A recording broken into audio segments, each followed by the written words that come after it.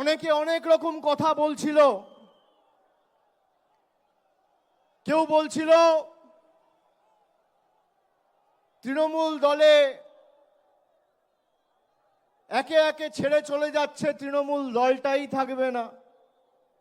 কেউ বলছিল সাফ হয়ে যাবে, কেউ বলছিল ধুয়ে মুছে যাবে। মহান বিজেপি বহিরাগত নেতারা অনেক বড় বড় ভাষণ দিয়েছিল বাংলার মাটি থেকে বিগত 15-20 দিনে। আমরা ঠিক করেছিলাম যে এদের কাছে টাকা আছে, পয়সা আছে,